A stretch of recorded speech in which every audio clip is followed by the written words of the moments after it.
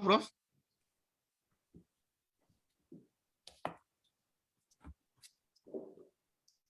Dr. Budi, boleh dengar suara saya clear, Pak Budi? Yes, clear.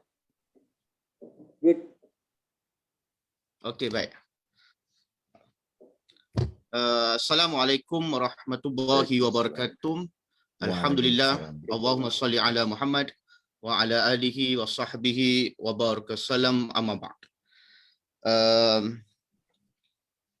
Minister of Foreign Affairs Malaysia, Datuk Seri Saifuddin Abdullah, Professor Dr. Ahmet Kuru from the San Diego State University, my brother from Reading Group Singapore, brother Mohamed Imran, Muhammad Taib, Sara Rahim from the Democrat to City Malaya, and the last panelist, Professor Dr. Ali Munhanif from the Universitas Islam Negeri Sharif Hidayatullah, Jakarta, Indonesia. Alhamdulillah, welcome to all the participants and friends for the 2 days program, the book Dissection today, Perikatan Ulama-Negara, Punca Autoritarianisme dan Kemunduran Dunia Muslim. Alhamdulillah, I'm honored to work with Lembaga Studi Agama dan Filsafat, especially terima kasih pada Bapak Dr. Budi Munawar Rahman, and also Brother Imran Taib, the Reading Group of Singapore for our today's event. Alhamdulillah, this book was perfectly translated and published in early February. Special thanks to my brother, the fellow of Lestari Hikmah, my brother Musana Sa'ari, who translate this book around 4 months to complete the translation. Special thanks also to Professor Dr. Hashim Kamali for his foreword, and especially much appreciation to the author of the book, Professor Dr. Ahmet Kuru, who was willing to cooperate, providing guidance until this work can be published. For me, although this book is small, around 120 pages, bagi saya walaupun buku ini kecil, sekitar 120 muka surat saja, tetapi idea di dalamnya merupakan idea yang besar, yang perlu dianalisis, yang perlu dikaji secara mendalam, dan I think this book can be this book will have a benefit to all the readers. Saya fikir walaupun buku ini kecil, tetapi idea-ideanya besar dan memberikan manfaat, benefit to all the readers. So already 11:05 minutes. We have 2 hours for today's program. So we start our forum today. So without wasting our time, so I would like to invite Minister of Foreign Affairs, Datuk Seri Saifuddin Abdullah, to give his opening speech. Dengan segala hormatnya, dipersilakan Datuk Seri. Assalamualaikum warahmatullahi taala wabarakatuh. Salam Ramadan Karim, saudara pengerusi, Profesor Ahmet Kuru, para discussant dan semua yang hadir. Alhamdulillah, saya sangat bersyukur kerana dapat kita bersua dalam webinar untuk kita membicarakan sebuah naskah yang sangat penting, naskah yang dihasilkan oleh Profesor Ahmet Kuru yang sudah diterjemahkan kepada bahasa Melayu, dan pada hari ini kita akan mendengar sendiri daripada Profesor Ahmet Kuru dan juga pandangan daripada para discussant. I am most thankful for being invited to today's webinar. My original plan was only to attend, but I have been hijacked by my dear friends. I know that there's no free lunch, so okay, I will have to pay the bill. Let me start by congratulating Professor Ahmet Kuru for the write-up for the publication of the book, Islam, Authoritarianism and Underdevelopment, a Global and Historical Comparison. I think this is a very, very important book. We see for ourselves that it has been welcomed by so many scholars and critics and analysts and followers of the discourse on Islam, Islamism, and what have you. And it has been translated into several languages, including to Bahasa Indonesia and today to Bahasa Melayu. Perikatan Ulama-Negara, Punca Autoritarianisme Kemunduran Dunia Islam. I must commend Lestari Hikmah and the team for such a good translation, and thank my old friend Professor Hashim Kamali for the introduction. I think the book have touched on a very significant point.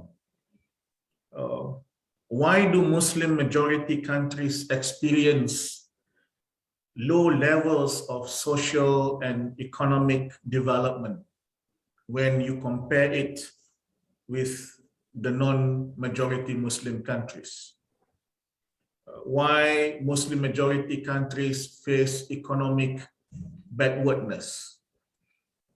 Why Muslim countries experience, as I said earlier, low levels of socio-economic development, but at the same time, unfortunately, higher levels of authoritarianism? And this is in comparison with, depending on how you look at it, world average. For example, if you were to look into the top rankings of the world, there are the normal rankings on the top countries in health, in education, in welfare services, in happiness, in the way people attend to civic mindedness, in the way people attend to environment, and so on and so forth. Unfortunately, you probably don't find a single majority Muslim country in the top 10 ranking, but you see many Western countries. Sometimes you look at many social democracies, the Nordics or the Scandinavians, countries like, well, that's not the debate, but I'm just saying, when you look at the top rankings of the world, then you hardly find an example of a single majority Muslim country. And it is as if the world is divided between the more advanced countries, which are non-Muslim, and the less advanced, which happen to be Muslim. There is a gap between the achievements of the West today and the achievements of the Muslims today. And when you look at history, then you will see that there was a time, and this is alluded to very clearly by this book, that there was a time when Muslim civilization enjoyed the kind of recognition and respect from the whole world. And when you look at authoritarianism, it is not just limited to points on absolute monarchy, it is also about the lack of freedom, the lack of democracy.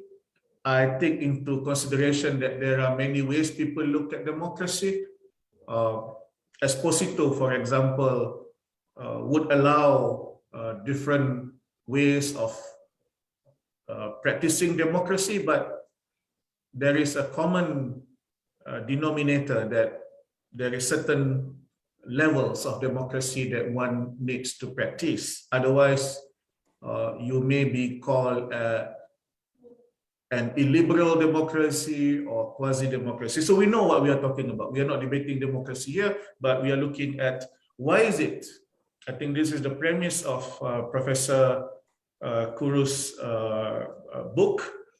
The premise is that why is it that when we compare Muslim and the West today, when we compare the advanced and the less advanced countries, then somehow we will arrive at the conclusion that the Muslim majority countries enjoy or experience a lower level of economic or social economic development or progress, while experiencing high level of authoritarianism in whichever way you evaluate it. The book is also akin to telling us the history of the rise and fall of Muslim civilization. That there was a time when Muslim civilization reached its golden age, and there were factors and there were reasons why Muslim civilization reached that golden age, and then the fall of the Muslim civilization. And according to this book, the problem is not with Islam, but the problem is with the interpretation of Islam. And this is then attributed to the complex alliances between the religious officials with the state authorities, which hindered intellectual and economic creativity. And Professor Kuru looked at the time when the so-called fall or these complex alliances which bring about the low levels of socio-economic development to a certain particular date between the 8th to the 11th century. Now, I find the book very important because it is rich and enlightening. It is comprehensive and also thoroughly researched.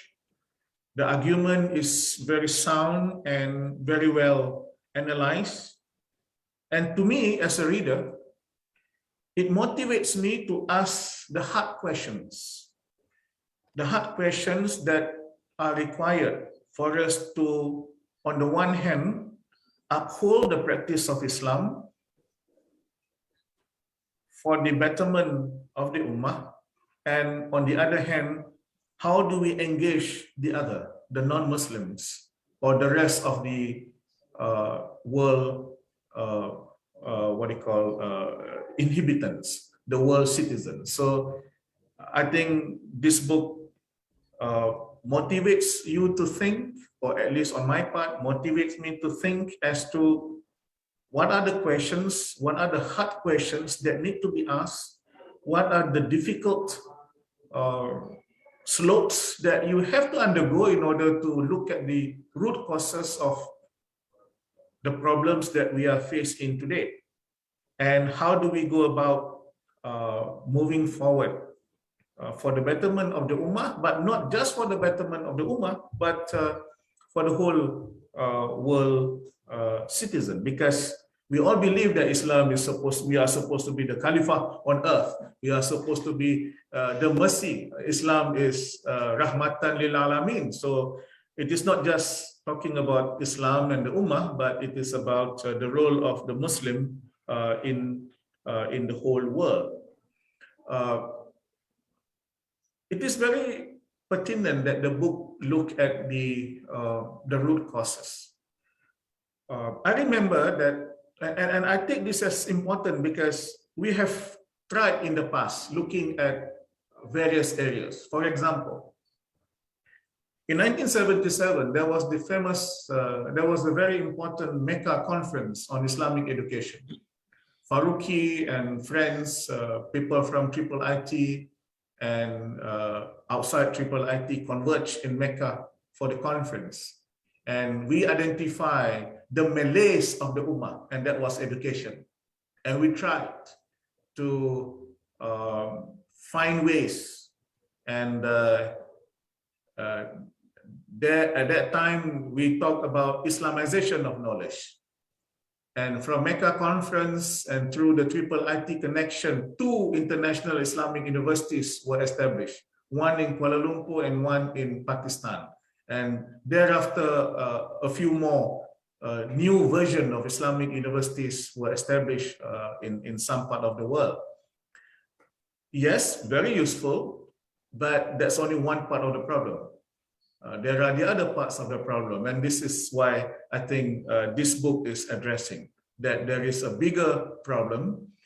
It's not just about education, it is about how constitutions are being written, how laws are being formulated, how policies have been executed, and so on and so forth. So how is this book relevant to today's world? To my mind, it is very relevant. As I said, it motivated me at least to ask the hard question. But it is so relevant because quite recently there was the Arab Revolution, and there were write-ups, for example, by Usama al-Azami, looking at how some ulama play a certain role in supporting or not supporting the Arab Spring. I won't go into the details, but suffice for me to say that it is relevant because some notion of alliances between ulama and the state happens in the Arab Revolution or around the Arab Revolution, and how other countries, other majority Muslim countries, react to the Arab revolutions. We see statements made by the state, by some ulama, not only in the Arab world, but also outside the Arab world, including in the Malay world, how they respond, how they react to the Arab Spring. So then what is next?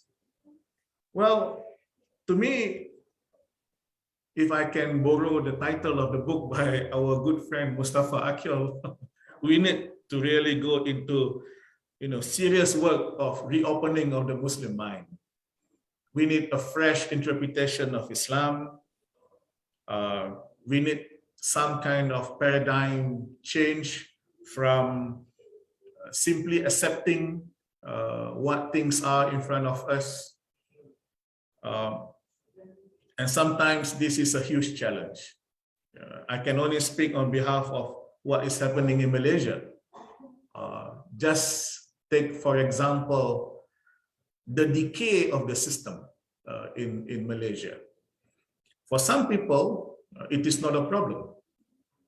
For some people, this is probably the way to do things. For some people, they actually strive on the decay of the system. And if someone were to stand up and say, look, guys, there is a decay in the system and we need to improve it, he will be accused as the problem and get into some trouble. So we have to be sometimes very bold, sometimes probably more tactical, but we have to ask the hard question, and we need, as I said, fresh interpretation, paradigm change in terms of moving away from legalistic approaches to more scientific approaches, more humanistic approaches to solving human problems before us. We have a problem in the Muslim Ummah that sometimes everything has to be legal. Every time there is a problem, you ask, what is the fatwa?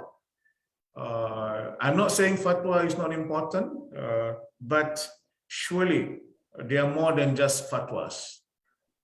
We suffer, for example, probably from the 11th or beyond that century, somehow the Sharia law discourse has been going on for quite intensively.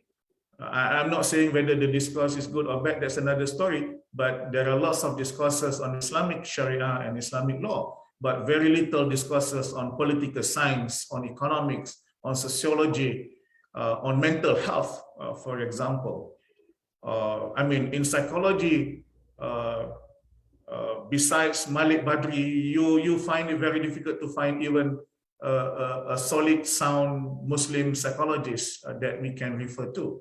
And it is really sad that we are in such a situation. but you can list 10 or dozen numbers of scholars in Islamic law. That's what I'm trying to say. We also have to move from being reactionary to current issues and contemporary issues to playing a more leading role in giving what is our position on such current and contemporary issues. Sometimes, perhaps in certain region, in certain country, you probably need your own manhaj, your own way of looking at things. I'm reminded by Almarhum Siddiq Fadil in the context of da'wah in Malaysia, that he reminded us that, look guys, you are Malays, you are not Arabs. So you have to have your own understanding of Islam that suits the Malay culture, the way the Malay think, the Malay psychic. And he promoted the idea of manhaj Malazia when it comes to da'wah Islamiyah in the context of Malaysia, for instance. People in Indonesia are familiar with Bapak Nasir, the way he interprets certain things, so is Hamka and the other scholars.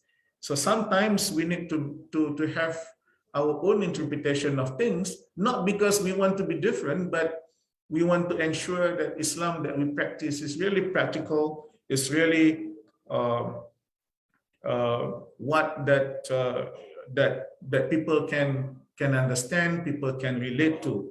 And I must underline again, I'm not saying that because of that, then you will have to have all kinds of interpretation. All I'm trying to say is, just like we read the Quran, especially during Ramadan, there are at least 7 ways of reading the Quran. There's only one text. But why there are different qira'at?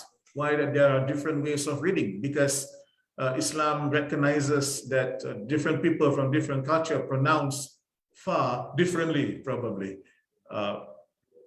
And my last point is really, we need to continue this discourse. We need a network of Muslim scholars and this kind of discourses to continue enriching our knowledge culture and knowledge sharing, so that we will result in producing not only scholars, but leaders, politicians and ulama and what have you, that are serious in thinking about Islam, not just the sayings of not just memorizing verses and the hadith, but are able to look at the actual meaning, relate it to the local context, current context, and thereafter formulate policies and laws, programs and projects that are really beneficial for the Ummah and for all of citizens of the world. And I suppose those are my small intervention this morning. I apologize for any shortcomings. As I said, I actually wanted to attend and listen to Professor Ahmet Kuru and my friends, the discussants, but thank you for giving me this opportunity. I look forward to listening to you and for the fruitful discussion. So Ramadan Kareem again, and thank you. Assalamualaikum. Waalaikumsalam warahmatullah. Terima kasih and very special thanks to Minister of Foreign Affairs, Datuk Sri Saifuddin Abdullah, for his opening speech. So we start our forum today. We have 20 minutes to presenter, and we have 15 minutes to all the panelists, the discussant. So before we start, the program also in Zoom, and also our program today in Facebook Live. So I hope we can share this Facebook Live also. Okay, we start our program today. We go to first to our main speaker today. I would like to invite Professor Ahmet Kuru to give his presentation. Welcome, Prof.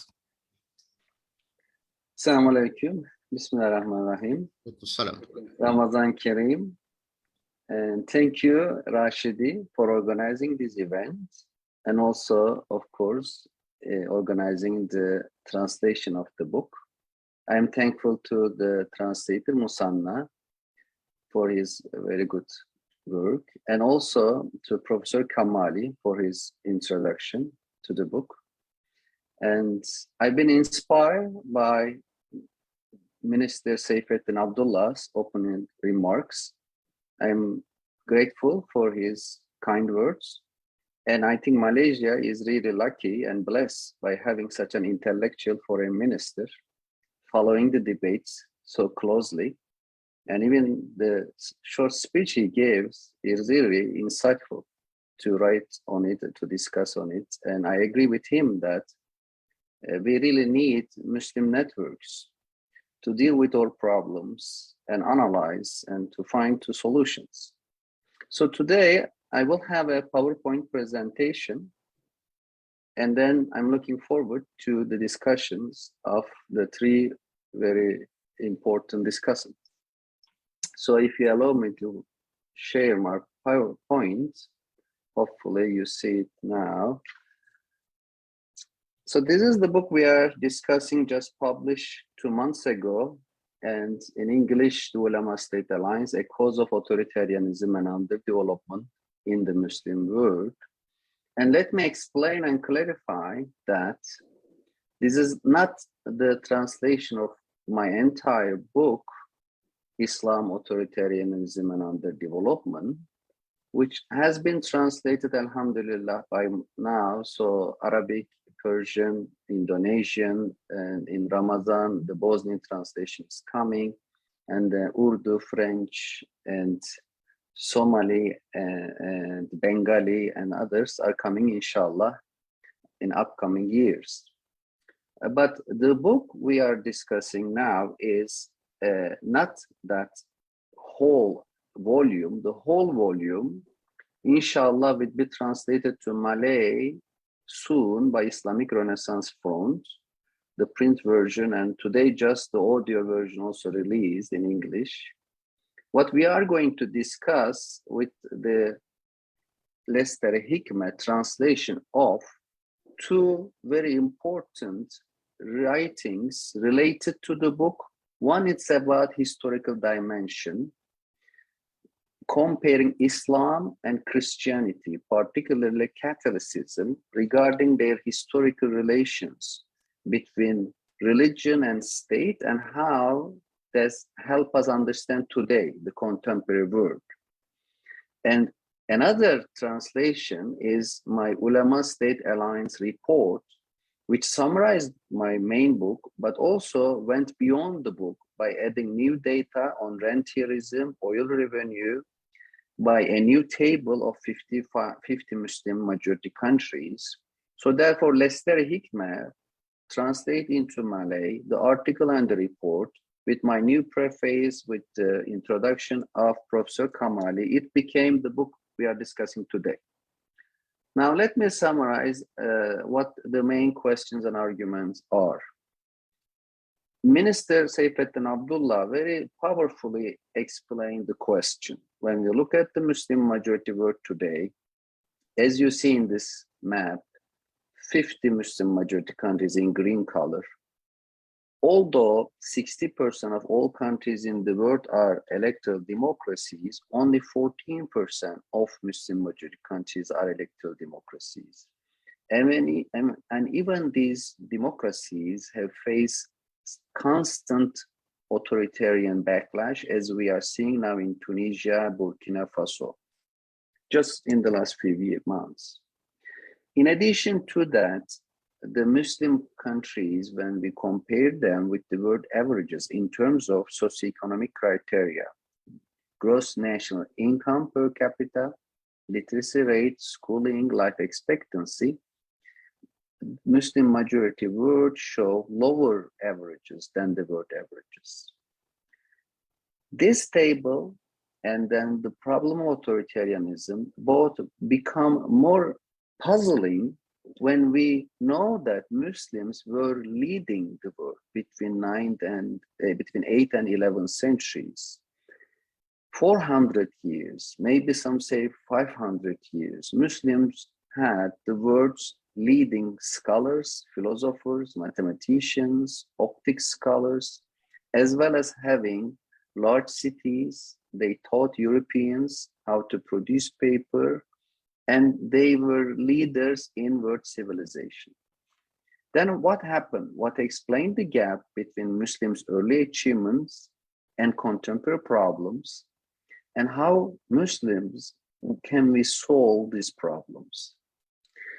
So since my childhood, I have always engaged with both Muslim and non-Muslim audiences, since Turkey was like the bridge country between the West and the East, Europe and Asia. And in the last 22 years, I've been in the United States. And what I observe is that both in the West and in the Middle East or in the Muslim world, some scholars or politicians blame Islam. And we call them Orientalists, essentialists. And now the right-wing Islamophobia, unfortunately, is in rise in the United States, to some extent in India and certain parts of Western Europe. And they both blame, both academics and politicians blame Islam. This is very misleading. As I already mentioned, Islam had centuries of brilliance, showing its compatibility with progress, as well as seeing today a diversity within the Muslim world, certain democracies, certain developed areas, and also multiple interpretations of Islam. Therefore, blaming a religion, particularly Islam, is very deeply problematic. Another almost counter-argument is just to blame Western colonialism. In my book, I give the details that colonizers were distrustful, they were exploited the world, and exploitation of American continents, Africa, Asia, undeniable. But I ask, when Muslims were very rich and powerful, progressive, how come they became so weak vis-a-vis Europeans that makes colonization possible? And also, simply focusing on colonization deny Muslim agency, as if Muslims cannot do anything today because it's all about the foreign invasion and imperialism. Therefore, rather than focusing on colonization imperialism, I suggest to focus Muslims on dynamics, their own dynamic, internal domestic issues.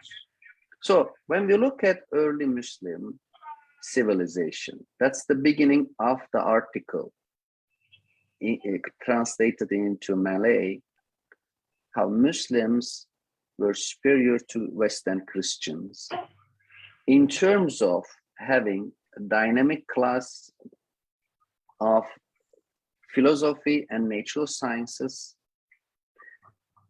and also in terms of economic entrepreneurs. As you see in this table, there were about 500 years of Western Muslim supremacy. Then it wasn't directly replaced by Western supremacy. No, there was 500 years of comparable levels of development. And then after 1700, we see Western supremacy in science, economy, and the military areas. And I explained this by the fact that when Muslims were successful, there was certain level of separation between politics, religion, academia, economy. Each sphere has its own autonomy, respect, and this autonomy brings justice, meritocracy, fairness. But after the mid-11th century, when military states made ulama servants and the ulama state alliance emerged, it marginalized scholars and intellectuals, it marginalized economic entrepreneurs, which led to a long-lasting and gradual stagnation. So what I mean independence in the Muslim Golden Age between 8 to 12 or 8 to mid-11th century was that there exist both Islamic scholars like Abu Hanifa and philosophers like Khwarizmi, who was a leading mathematician, Razi, an eminent medical doctor, Ibn Haytham, who innovated the prototype of camera obscurica, Farabi, a political philosopher, Ibn Sina, both a philosopher and medical doctor, and Biruni, an eminent geographer who wrote the most important book on India in the Middle Ages. So we have data in terms of both number and leading figures. In terms of number, according to Cohen's data of 3,900 ulama, Islamic scholars, between 8th to mid-11th centuries, only 9% of them were state officials, serving to the public services like judge, prosecutor in today's terminology. But 91% were funded by private sector, especially commerce, industry, and other private jobs, which gave them more flexibility, ability to say no to state authorities, and also make them more engaged with daily life, be realistic.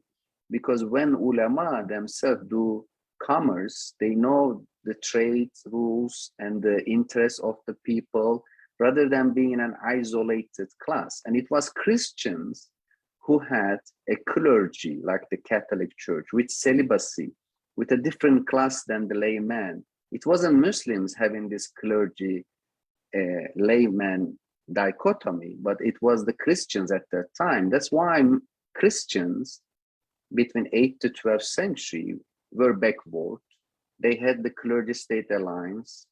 They didn't have dynamic intellectuals or economic entrepreneurs.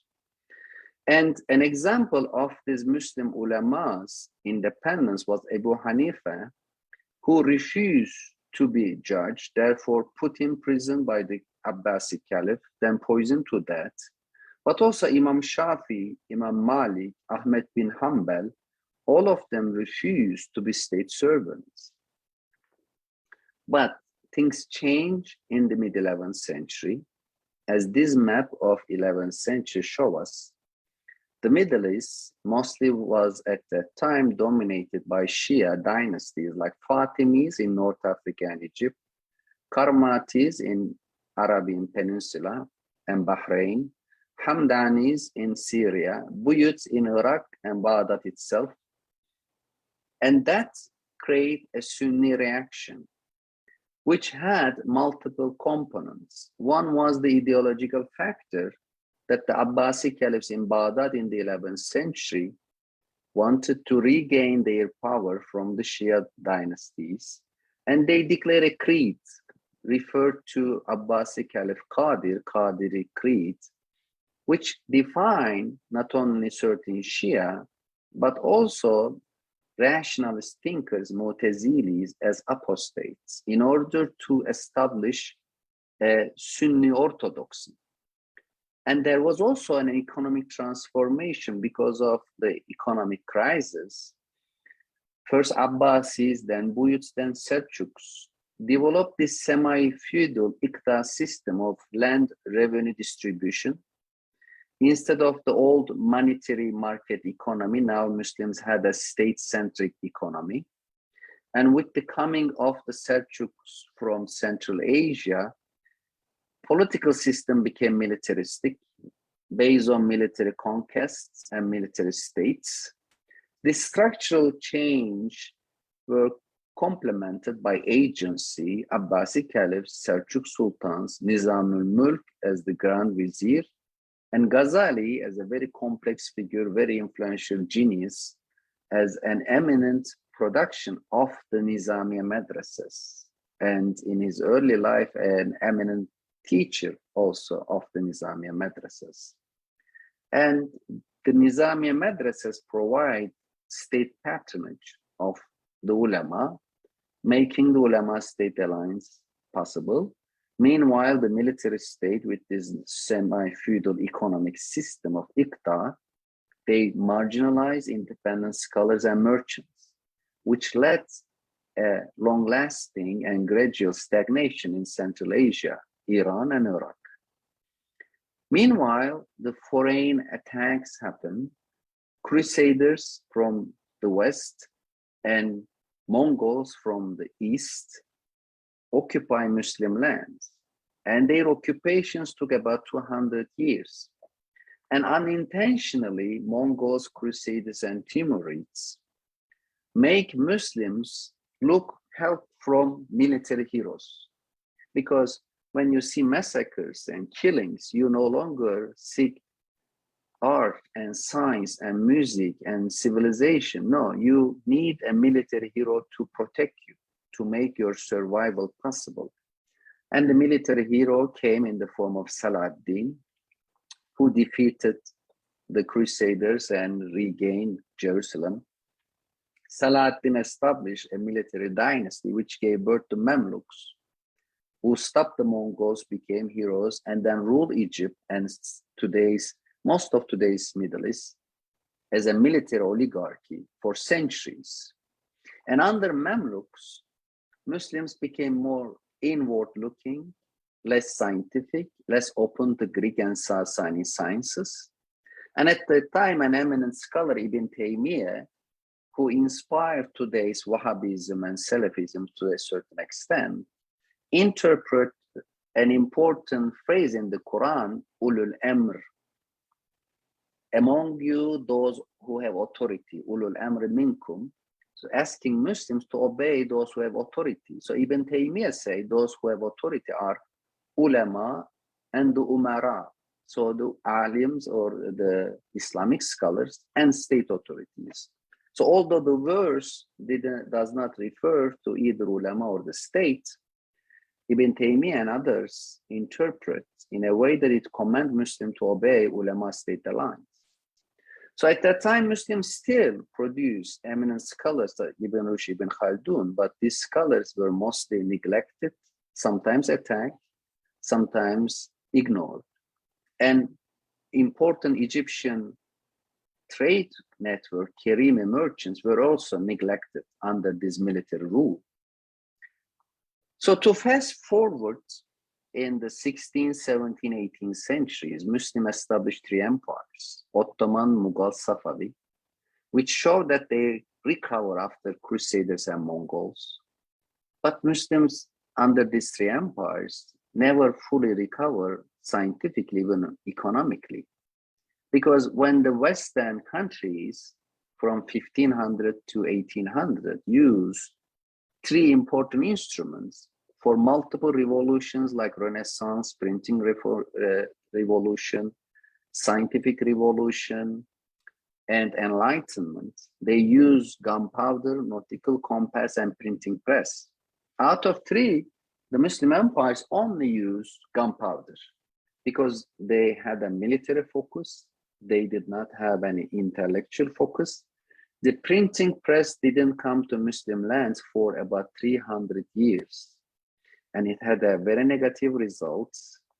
In the Ottoman Empire in 1800, the average literacy rate was estimated to be 1%, whereas Europe reached at the time 31% literacy rates. So fast forward in the 19th century, you see that Muslim world became colonized. Even a small country like Netherlands colonized a big country like Indonesia, and then France colonized West Africa. That's the beginning of the First World War. After the First World War, even the Middle Eastern areas controlled by the Ottoman Empire became British and French colonies. So both Muslim rulers and certain intellectuals realized the problem. They tried to reform movements in the Ottoman Empire, reform movements in Egypt, and certain scholars emerge to find solutions. But unfortunately, most reform movements in the 19th and early 20th century by and large failed, not totally, but to a certain extent failed, because they were also too much state-centric. Ottoman reformists, for example, when they sideline ulama, they filled the gap with bureaucrats. They didn't encourage intellectuals and economic entrepreneurs.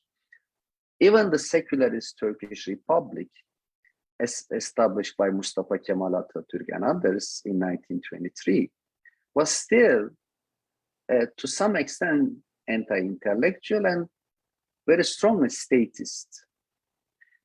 And the modern versions of ulama-state alliance also emerged in such countries like Turkey, Egypt, Pakistan, especially in the second half of 20th century.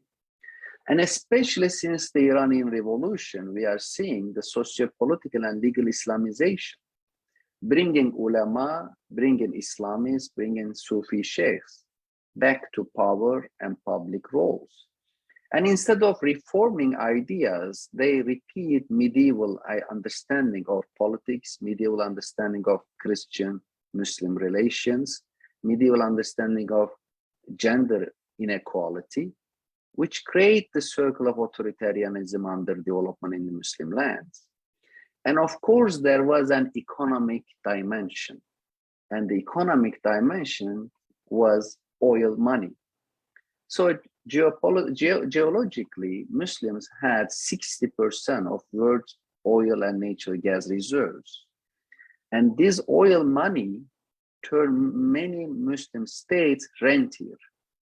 Rentier basically means earning money by selling land or minerals like oil, which doesn't require a sophisticated economy, which can easily be centralized.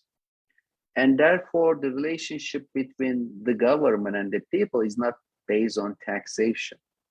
In countries where taxation is important, the people says, no taxation without representation. If the government doesn't provide me good services, I stop paying tax. But in oil-rich countries like Saudi Arabia, the king can say, no representation without taxation. I don't need your taxation. I already have oil money. Then why should I give you representation? Then why should I make my country more democratic? So that's the problem. That's what scholars call oil hinders democracy. And out of 28 rentier states in the world, 22 are in the Muslim world. Only 6 are in non-Muslim world. That is another dimension of the problem of authoritarianism in the Muslim world. So the book translated by Lestari Hikmah ended with a list of recommendations, which emphasize again that the primary cause of the problems is neither Islam nor colonialism. Muslim societies need reforms in terms of both economic system, ending the rentier model based on oil, based on land selling, based on debts. Instead, they need a meritocratic, productive, creative economic model. And they also need a reform in ulama-state relations, ending a strong alliance, making them autonomous bodies, and recognition the importance of intellectuals and economic entrepreneurs. Islam does not reject such a reform because Islam has a history of separation between political and religious authorities. And just blaming the West and Western colonialism is not really the solution, because we need a self-criticism. And isn't Quran telling us that God does not change a people's condition unless they change their inner selves? So we have to start from individual, then society. As Muslims, have a self-critique and reflection to understand what we did wrong, to have a better future for not only for us, but also the whole world, inshallah. So thanks for listening, and I'm looking forward to the discussions. And then if there will be Q&A, I'll be happy to receive if there will be any questions. Thank you. Okay, thank you, Prof. Ahmet Kuru, for his presentation. So we are glad to hear Prof. Kuru presentation. So I hope the minister can invite Prof. Kuru and also Mustafa Akil again to Malaysia. And also Prof. Kuru can go to Singapore and Indonesia after he visit the Malaysia. So we go to our discussion. We have 15 minutes to the panelists. So we start with the ladies first. We invite Sara Rahim from the Democrat University Malaya for his speech. Welcome.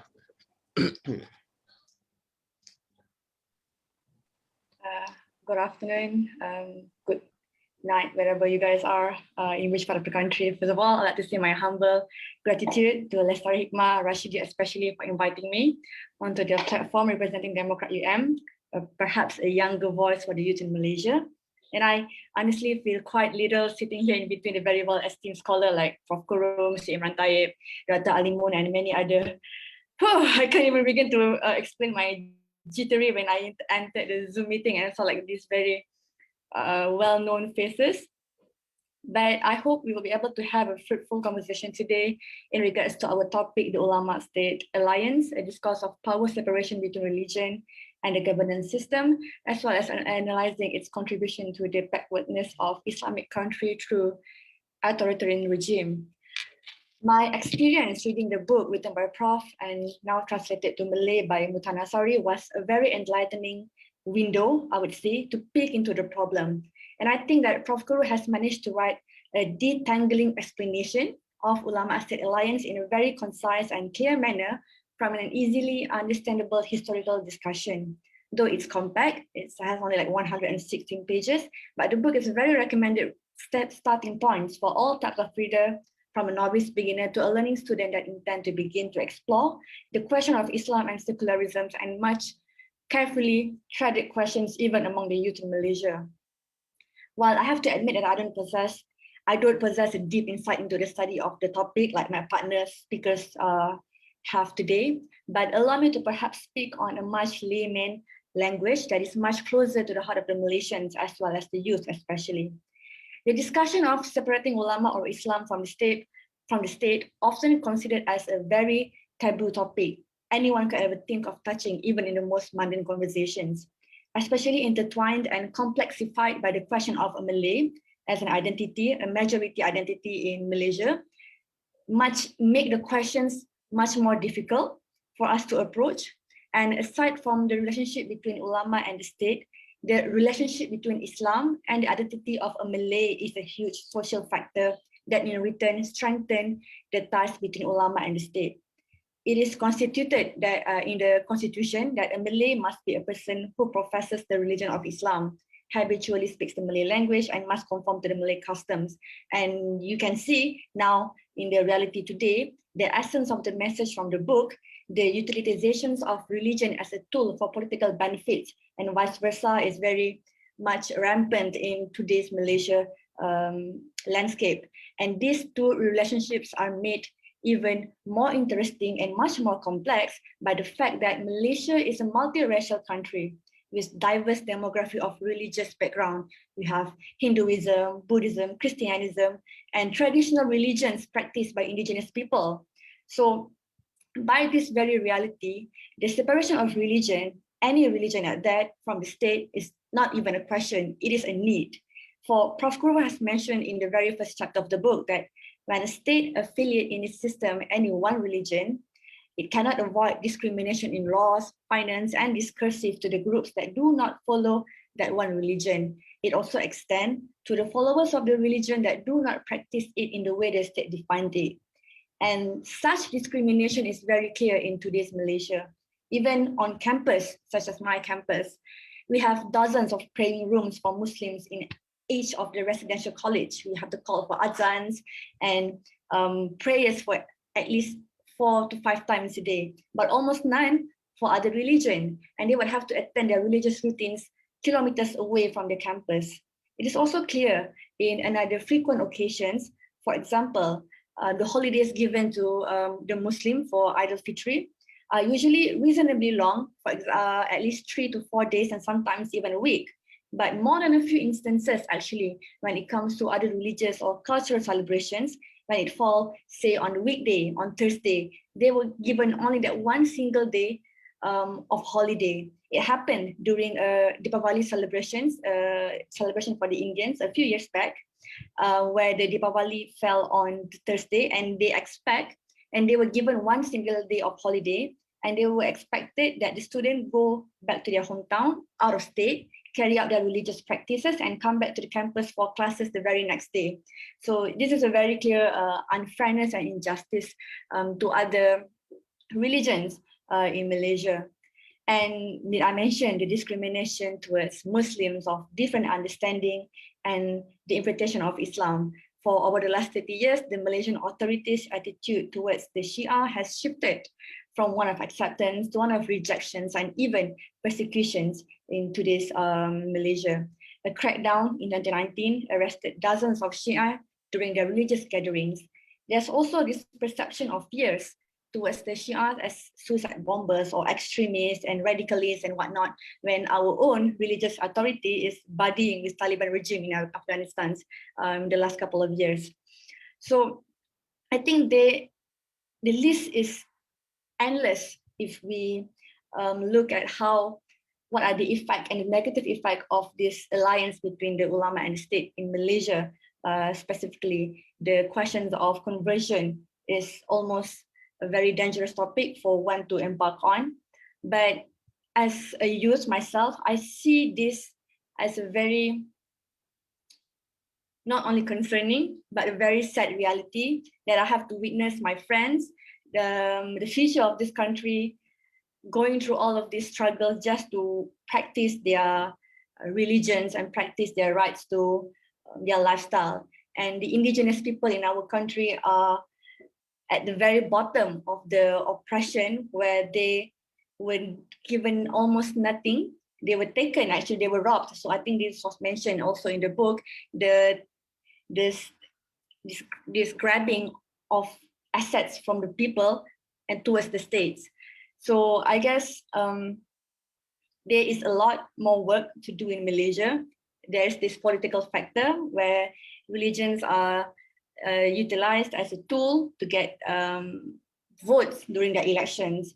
And then the citizens themselves, this whole relationship between being a Malay and an Islam, and if you go against Islam, you are going against Malay, and if you are going against Malay, then you are going against Islam. So this whole dilemma of the dynamic of these questions is very real in Malaysia, and I think this discussion is a very important point of start of trying to depuzzle this question in Malaysia. And a few of the speakers just now mentioned about how Mustafa Akyol was treated when he tried to give a talk in Malaysia. And I have an experience to share where I was at the receiving end, because I think it was last year. Yeah, last year, where we had this collaboration between another student organizations from International University, UIA in Gombak. So we had these plans of inviting Mustafa Akyol to do a book discussion on his latest books, The Reopening of the Muslim Mind. So yeah, my other organization was in the collaborators mix. So it was approved at first because it was a department association in the campus. So I threw this idea to my advisors and they, okay, like cool, sure, why not? But then a few hours after that, I received another text from my advisor that says, Sara, I cannot allow you to proceed with these collaborations because I received complaints from another students who are not comfortable with the speaker.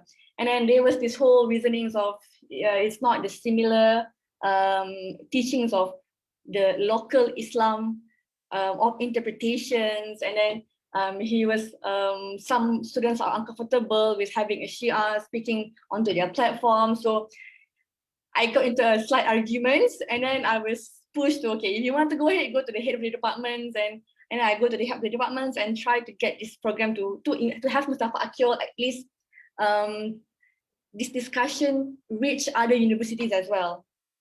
So, but then it was a futile attempt again because the narrative was they were afraid of being subjected by the campus authority. You know, there's this legal unit in campus that says that you can or you cannot do that. So when these things, it's like a risk for them, so they don't want to take the risk of being targeted by the university. So they still declined my request of collaborating for Mustafa Akil's program last year. So that was a very dejecting experience. So I'm glad that today I've got the chance to speak with all of the speakers today over this matter. And I hope that this book with the readers in Malaysia will be the beginning point to a call for a state that governs with humanity as its foundation rather than any isms from any religions. For I believe Islam also calls for equality for all. Islam does not condone any discrimination towards other religions. Islam, if it is really Islam as people preach a religion of peace, then they would respect the rights of other religions to practice in a very equal platform as we do in Malaysia. So I hope, Rashidi, that's enough for my perspective today, and I hope I share a valuable insight from a youth and student perspective today. Thank you so much. Thank you, Ms. Sara Rahim, for his speech. And then we go to the second discussion with my all-time brother from Singapore, Brother Mohamed Imran, Muhammad Taib. Sila, brother. Yeah, Bismillahirrahmanirrahim. Assalamualaikum warahmatullahi ta'ala wabarakatuh. Firstly, I'd like to congratulate Sara for her very courageous stand. I think it's very important to see young people stepping up, engaging in the discourse, and also pushing for some changes. And thank you, Dato Sri Saifuddin, for your opening remarks. And Prof. Kuru, I think that I'm not in a position to unpack much of what you have said, but there were a few things that I think needs a bit more clarity, and I will go into these few key aspects before trying to expand what you had discussed more to the Malay-Indonesian world. Firstly, you mentioned that 14% of the Muslim world is practicing some kind of electoral democracy. But of course, we have to also understand that even within the electoral democratic system itself, authoritarianism reigns. So that's a very important clarification that needs to be made. Because we have seen, like, for example, in the case of Indonesia in the times of Suharto, or even in the times of Hosni Mubarak in Egypt, both practicing some kind of electoral democracy, and yet they are also highly authoritarian states. But that also means that authoritarianism can also be a part of many of the democratic states that we identify in the Northern Hemisphere. I mean, Trump is a very good example of how an authoritarian can actually assume power. But I think this is where we have to be clear that the issue is really whether in such a system there is a recourse whenever an authoritarian ruler assumes power through democratic means. And the recourse or the change is generally in highly democratic states to be peaceful in nature. So that distinguished Egypt in its change from Malaysia, which is part of the 14%, and I'm glad that the change of government a few years ago was actually very peaceful. So that is something commendable, and I think it's about working towards building stronger democratic institutions that has a lot of checks and balances. That is the key aspect of it. And what I notice also in highly democratic states, there's a lot more relative freedom of association, freedom of speech, and freedom of religion.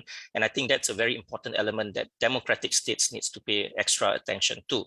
That's the first point of clarification. Number two is on the issue of underdevelopment, where there has, of course, we are not saying, and I'm sure Prof. Kuru, you are also not saying that there's not been any achievements, developmental achievements in Muslim societies.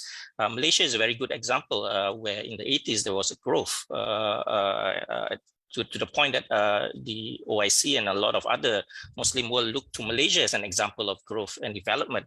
But I think here again, the question is comparative in terms of the gap between Muslim countries generally and the highly developed societies in the Western Hemisphere. So it's about closing the gap that we are interested in. And what are the constituents that are needed to close that gap? Because we do see development, some kind of development, even in Muslim African countries, but the gap is still very huge. And that leads me to the third issue of dependency, which you did touch a bit in your main book, Islam, Authoritarianism and Underdevelopment. But I hope that you can also explore a bit more on the dependency on the world system underpinned by exploitation. Because there's a lot of issues to be unpacked here. And I know you did mention that sometimes when we focus too much on that at the international level, we lose sight of the state's role or each country's dynamics, right? And secondly, but that also brings me to a question of, can states actually free itself from the international social order? So as much as we focus on the internal critique of each state in their developmental progress, but can they be extricated from the international social order itself, in which they are also the in most part dependent on? And this brings me to, for example, the Economies Theory. Eric Reinert, in his book, How Rich Countries Got Richer and Poor Countries Got Poorer, where he discussed on how states, third world states, are actually made to be dependent to the first world through specialization. And this brings me to this actually made me think about what you have mentioned about the rentier states. Yeah, how actually governments in third world country are actually selling their land and all that because they were told that this is the only specialization that they have, whereas the higher end industrialized states will focus on developing from the raw materials. So that actually create a lot of dependency between the states at the international order. And then you also mentioned about sometimes we fail to focus on social actors. Maybe we can explore a bit more on how social actors themselves have to negotiate with the system that is highly coercive, and how we can actually allow social actors to be more independent in negotiating within the system. And of course, and I do agree with you that too much focus on external factors actually removes us from seriously looking at internal critique, and that's a very important point. But can the external and the internal actually be separated, or are they interlocking? And that also brings to the idea of the clear separation between state and religion, whether that is the only, there are only two options here, whether you fuse them together or you separate them, or is there a third option where people who are within state institutions can also exercise some kind of independence of what maybe to some extent what Edward Said would call the intellectuals in exilic state of mind, even though they are within institutions, but their mind is in a state of exile. That means they are more like free floating intelligentsias of what Karl Mannheim would call. Or maybe Syed Hussein Alatas' term of a functioning intelligentsias, whether you are in or outside the system. Or even in the economic theory of what Peter Evans would call embedded autonomy, which is necessary in order for states to actually develop and progress. So these are issues that I think are worth unpacking further. But let me just go quickly to your discussion in your book. On I think really, Prof, it's really an exciting tour de force, your book, and I've not read a book that is so exciting from a Muslim scholar in more recent times.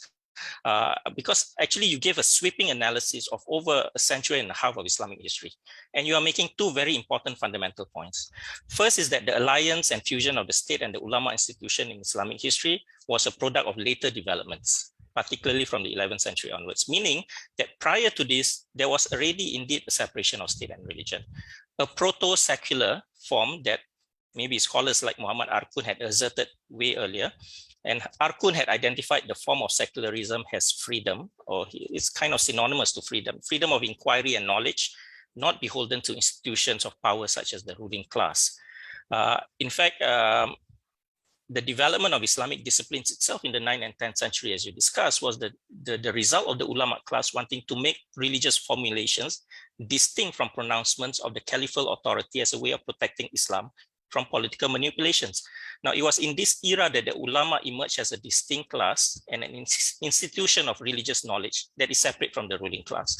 But more importantly, the ulama's ability to be independent were due to the economic self-sustenance, as pointed out by yourself, Prof.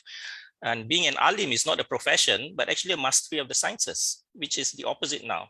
It's more of a title that is given rather than mastery over the sciences, as what we would like them to be.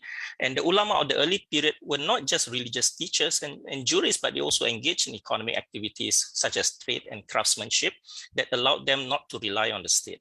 And you mentioned that 8.5% were employed as state functionaries only. Yeah, so I think that's a very important point that is worth thinking about. And the second point that I feel is very important from your work is this subsequent alliance from the 12th century onwards that actually sowed the seeds of degeneration. And this is where I think Prof. Kuru's boldest assessment is. And he argued in the main book, actually, Islam, Authoritarianism and Underdevelopment, that the main problem besetting Muslim countries simply cannot be attributed to Islam, as how Islamophobes would claim that there is some kind of essence in Islam that is predisposed to violence and backwardness. And he has mentioned that in his presentation again just now. Nor can we attribute it to the main problem to some kind of external situation only, or Western colonization, which can be stretched today to an anti-West posture as how the Islamists had done to deflect from internal critique and possibilities of reform. So for Professor Kuru's critique, these two approaches and highlight the achievements of the Islamicate between the 8th and the 12th centuries, while asserting that Muslims had already suffered multiple political and socio-economic crises prior to pervasive Western colonization that took place only from the mid-19th century onwards. Now, one important point that Prof. Kuru wants us to consider is that the state and ulama alliance had marginalized and stunted the intellectual class in Muslim societies by subduing what was previously an independent class into subservient functionaries of the state. Now, it is, of course, not a problem that is unique to Muslim societies. I think, Prof, you're aware also, Julian Bender had described a similar situation in Europe in the 1920s in the classic The Treason of the Intellectuals. But of interest here is actually to compare the period of analysis where the alliance of state and ulama in the Middle Ages corresponds to the separation of the church and state in Europe, which releases the energy of Europe to pursue economic, political, social reforms and modernization. Now, key to this is actually innovation, and something that is essentially missing in contemporary Muslim outlook.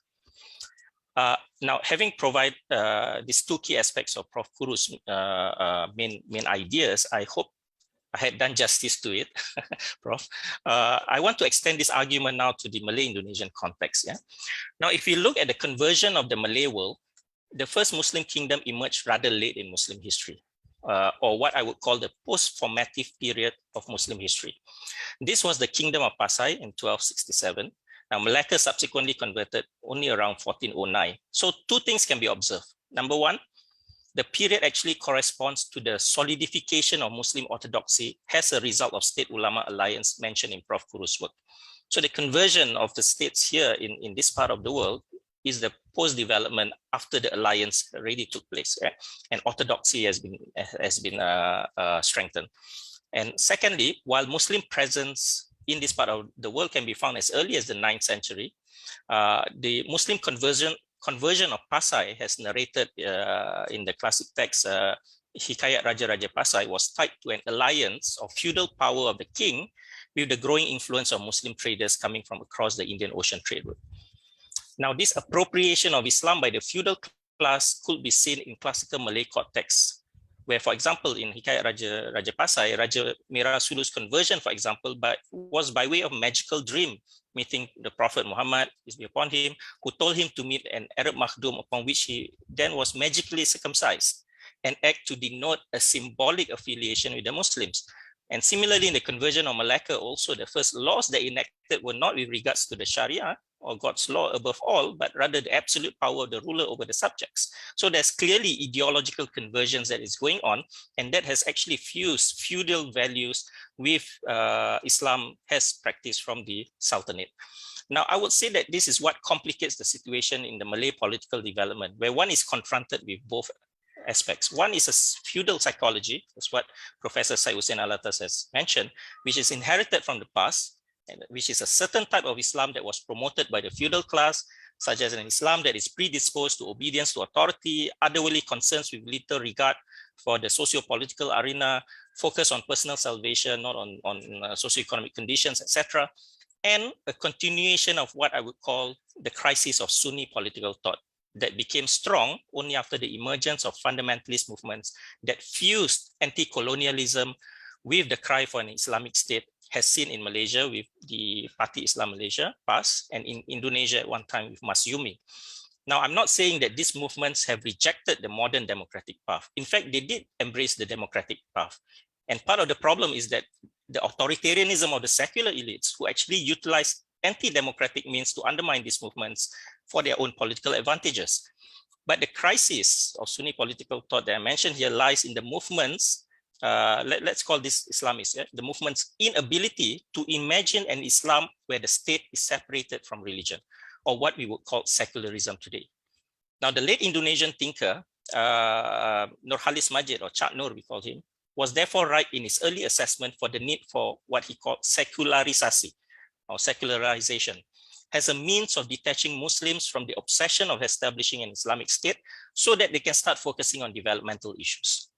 Now, at the same time, Cak Nur also asserts Islam yes, Islamic Party no, has a way of protecting Islam from desacralization, which is essentially, putting what is essentially pure Islam into the mud of political interests and contestations. Now, sadly, this is what we are seeing today, be it in Malaysia or elsewhere. One cannot, for example, but be appalled by top-ranking clerics in Egypt, for example, calling and condoning the massacres of peaceful protesters in Rabaa, or clerics who dismiss corruption in Malaysia by saying that corruption is not theft because taking from public coffers is not the same as stealing from private property. Hence, hudu does not apply. Now, this is where we come back to the fundamental position brought by Professor Kuru, that we are in urgent need for the development of an independent intellectual class supported by an independent economic class that can play a role in promoting reforms and preventing the corruption of the intellect that subsumes knowledge under political interests, whether they come from the state or non-state actors. It requires a whole new discussion on how we can bring this about. Particularly, I'm interested in the formation of the network that Dato Sri Saifuddin mentioned about earlier in his speech. But I think I will stop now, and perhaps we can revisit this question in our discussions later. Thank you. Thank you, my brother Imran. Very sharp to have. Okay, we go to the last panels for our event today. Professor Dr. Ali Munhanif from the Indonesia. Silakan Bapak.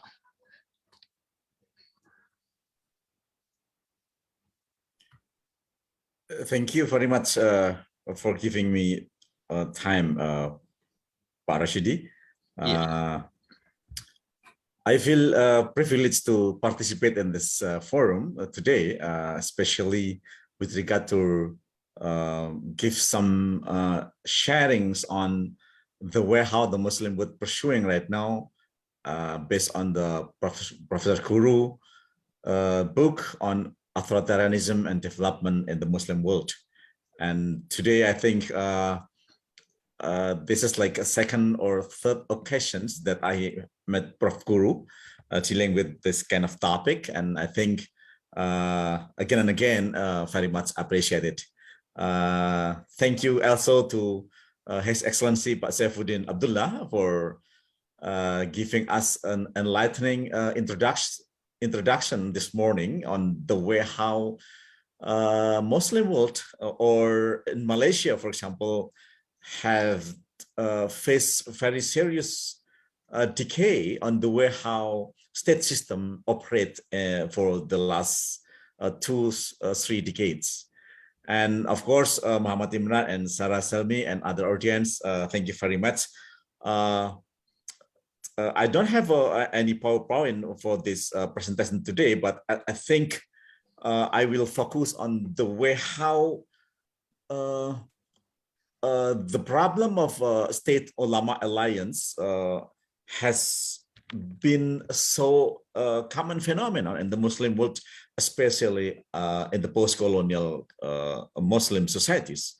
And the book written by Prof. Kuru is very enriching our understanding of recent debates on Islam and development, and of course democracy, have raised some puzzles how the institutional arrangements created by many governments in the Muslim world has been neglected. Most of literature focus instead of the issues of cultural frameworks of Islam and the historical development in post-colonial Muslim worlds, in which Professor Kuru mentioned here, anti-colonialism, anti-imperialism is part of the explanations why the Muslim world has been left behind in terms of economic development and democracy. I refer to Islam, authoritarianism, and underdevelopment by Kuru will be the first of these institutional explanations on the issues. So I think I congratulate Prof. Kuru that you have touched many very important issues in which Islam and politics and of course democracy and development has been explained so far. The most admired from your explanation is that moving beyond essentialist approach on Islam and democracy, you have perfectly structured the dynamics of cultural understanding of Islam, including other religions, in this case is Catholic religious tradition, through the periodization of political, economic, religious change in the Muslim world has shaped and reshaped the contemporary political development. So this is important because the alliance between the state and ulama has been taken for granted that it is part of the religious traditions. And once we cross the borders, that ulama has been excluded from political structure or cultural guidelines, that would be very dangerous, even disastrous. So this is the norm that has been understood by many Muslims societies and of course Muslim states. The interpretation of Islam as problem of economic development and political practices is of course not new. So this is the ongoing problem that's happening in every period of political development, especially in defining the character of Muslim governments. Important to see here is that Prof. Kuru didn't mention about what's happened in Southeast Asia, or at least in Asia as in general. As you said, that religion now has raised everywhere, in every single country in South Asia. Buddhism in Myanmar and Thailand, Islam in Indonesia and Malaysia, Brunei and other parts of the world, and of course in India, in which the alliance between religion and the state has produced kind of destructions or even disaster in which the modern state has been unfolded. In the case of Islam, its intellectual ramifications that Islam is din wa dawlah, or in the modern form of Islamic ideology that Islam serves as a tenet for progress and modernization, as the central tenet of Muslim reformist movement in both the era of Islamic antiquity, Salafis, Ibn Hanbal or Ibn Taymiyyah, and modern times.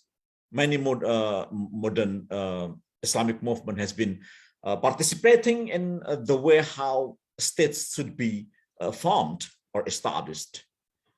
In modern era, at least in the period of the emergence of nation state in Southeast Asia, these political origins date back to middle 19th century when struggle against colonialism has begun.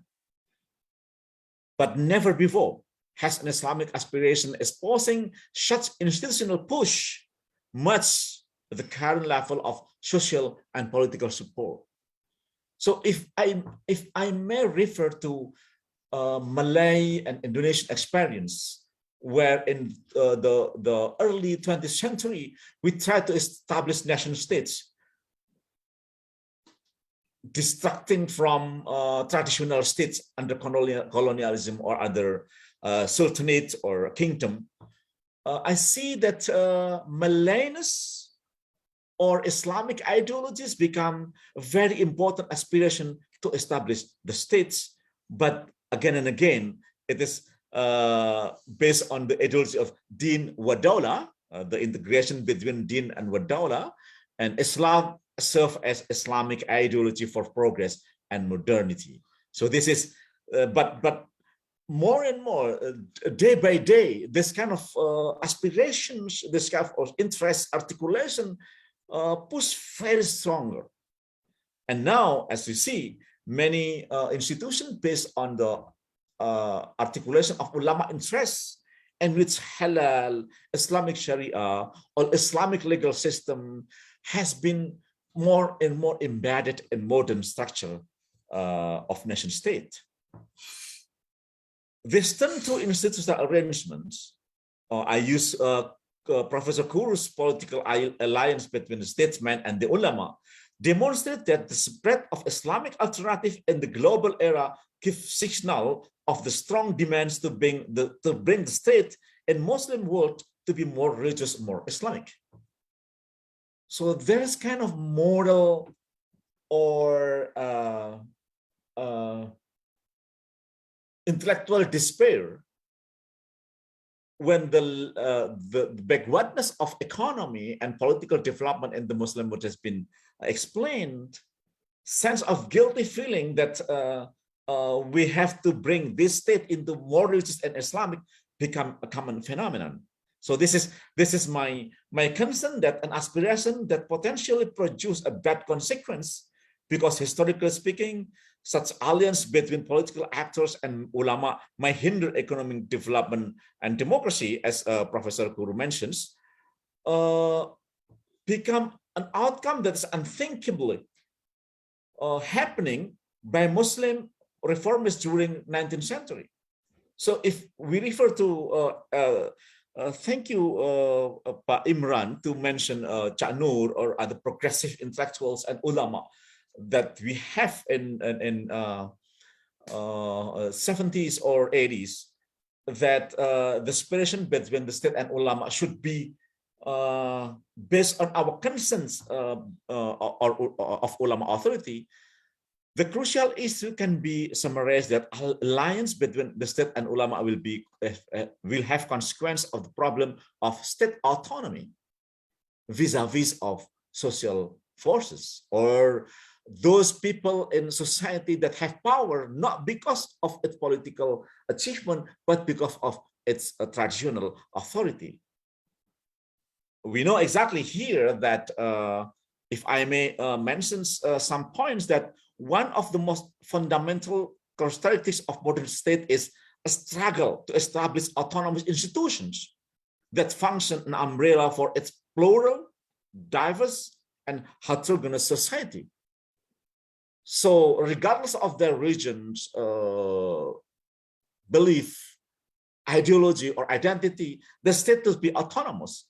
But the problem of the Muslim world is that the ulama is always put a barricade that when the state become autonomous, they try to, they're afraid or they're scared to lose their control over society, especially in the moral term that I mentioned before.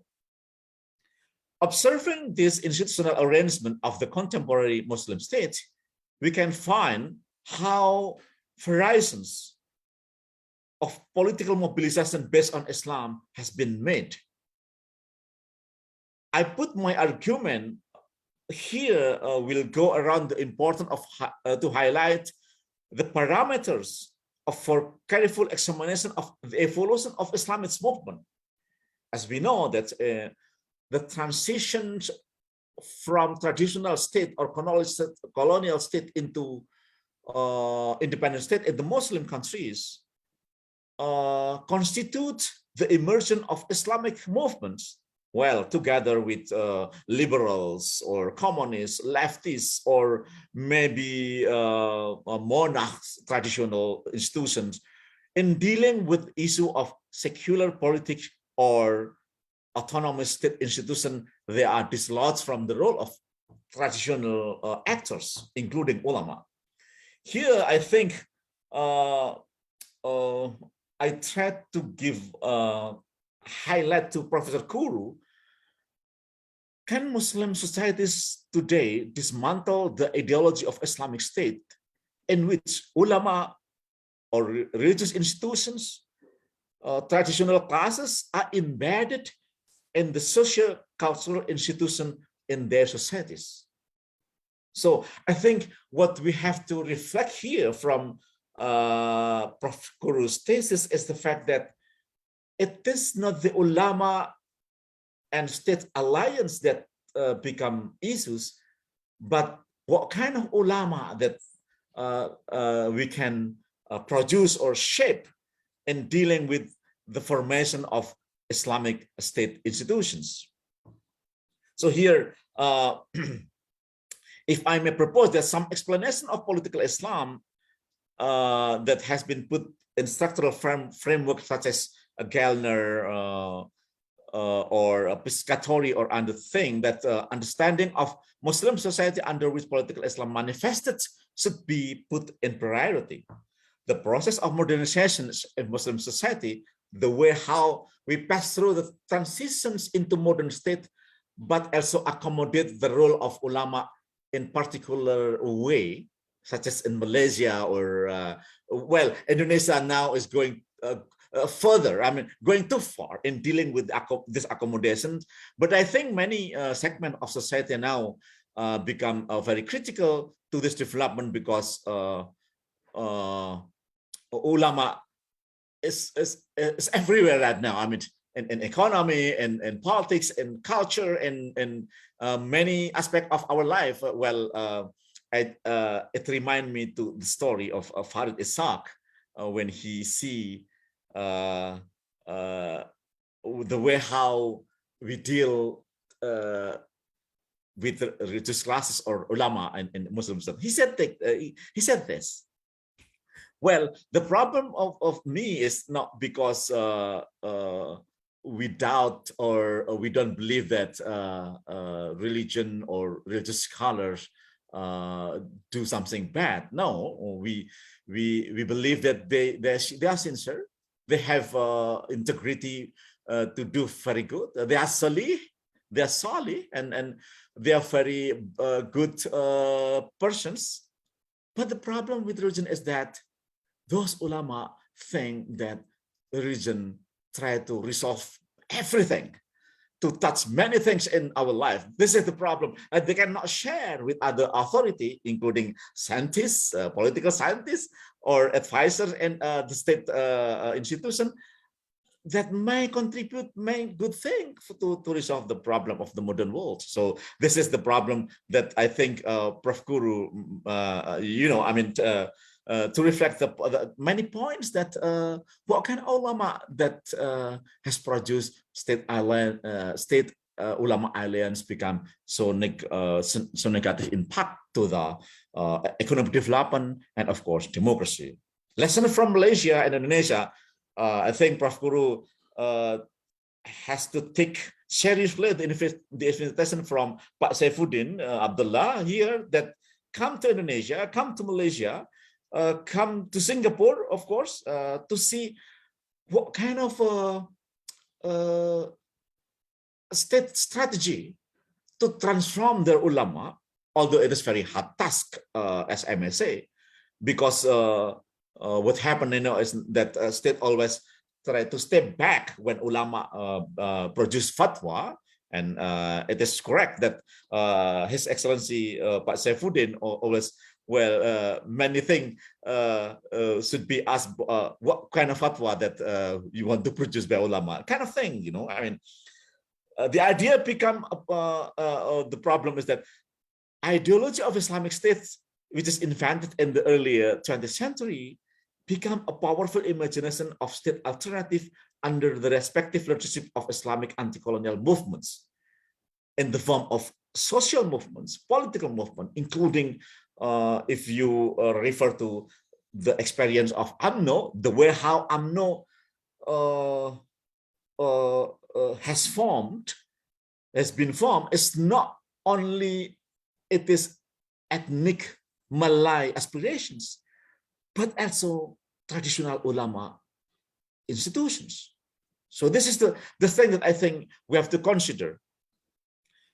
Despite similarities of the concept of Islamic State, all agreed in principle that political structure of Islamic State was to be found by three principles. First is the constitution of state is based on Islam. It happened in Egypt. Tunisia became a crucial point of debate where the constitution has been made. But Indonesia, Malaysia is almost the same.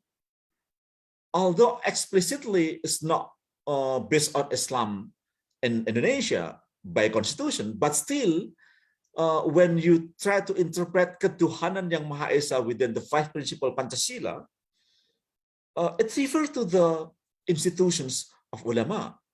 The role of Sharia is paramount in that kind of issues. The second principle is government operate on the concept of consultations or shura. Well, this is become a second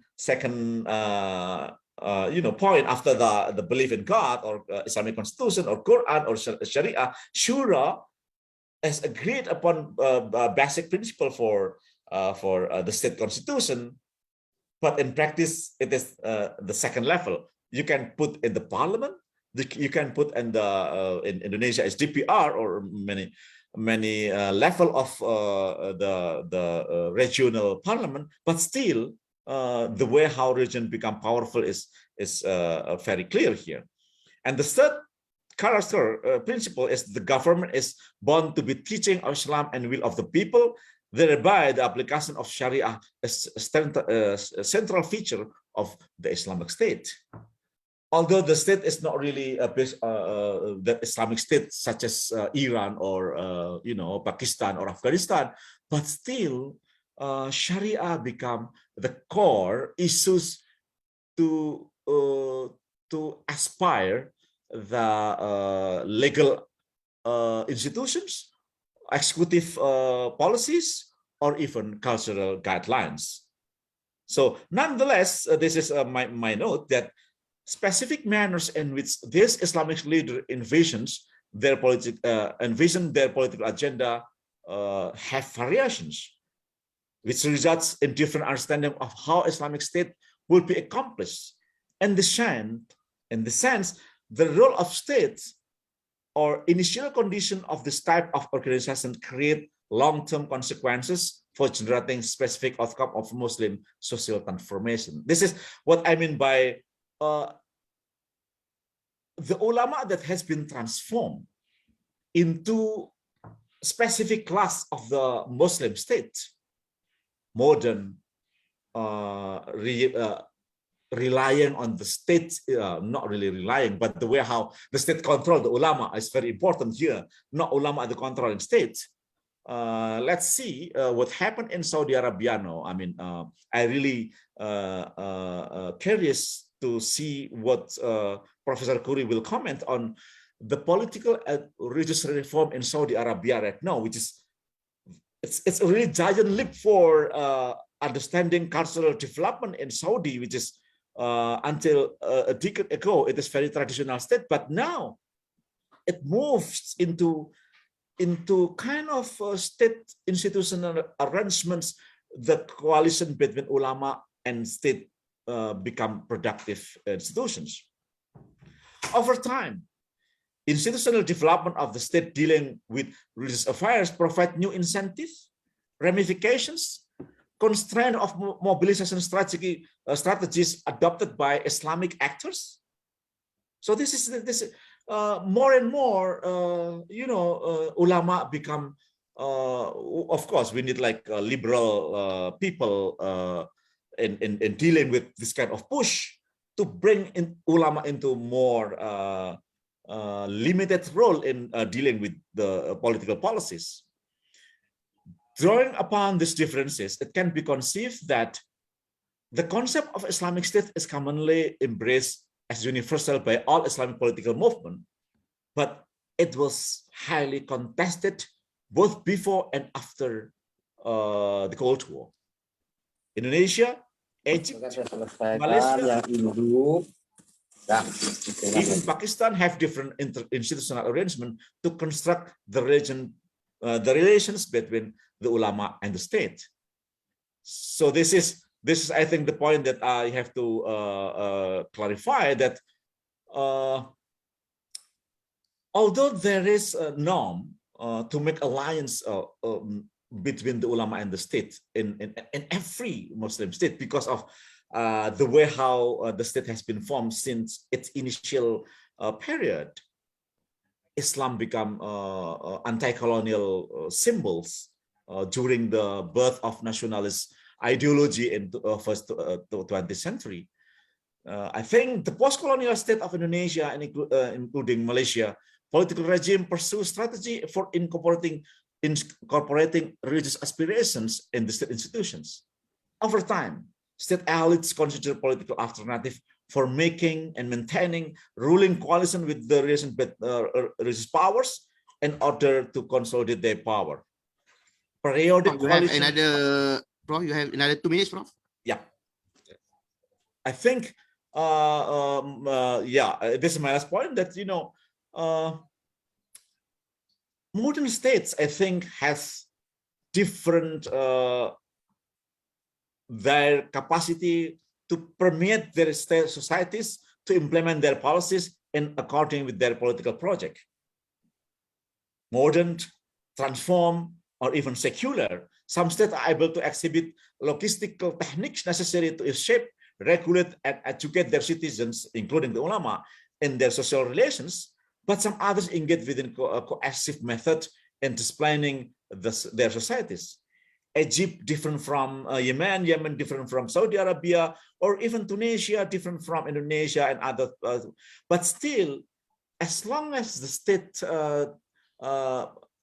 become autonomous to implement their policies and dealing with the ulama very carefully, I think more and more we don't have to be problematic with the way how state and ulama alliance is going on in the Muslim world. This is, I think, the last point that I have to mention. But the key point is that institutions or state institutions define interests, and those interests play a key role in shaping political behavior. So they shape identities of the Muslim world. So many thanks for the attentions, and I let friends and colleagues, and of course Prophet Kuru, to comment some point that I have raised in our discussion. Thank you very much. Assalamualaikum warahmatullahi wabarakatuh. Thank you, Prof. Dr. Ali Munhanif, for his speech. We go to the Q&A session. We have around 5 questions. So we combine the first and the second question. I hope the first and second, Prof. Kuru and my brother Imran can answer this about the colonialism, which is the first is from the best friend of Prof. Kuru, Dr. Sharifah Munirah. From Dr. Munirah, it's not Islam that is the cause of underdevelopment or authoritarianism in today's Muslim world. The problem is a combination of colonialism, androcentrism, and coloniality in today's Muslim ruling elite. The first from Dr. Munirah, and the second is Sunan Hadi. Colonialist countries had different strategies for their occupied nation people. Spain and Portugal give their religion Christian. British educated its occupied countries. Dutch marries occupied people, including Muslim countries. Prof. Kuru and Brother Imran. So Thank you very much for the questions. In fact, I also read the chat. Maybe I can embed some other questions to my answer. And I also would like to have very brief reflection to the discussants, if you allow me. So, for example, this very important question about colonization is related to Mohamed Imran's first issue of dependency.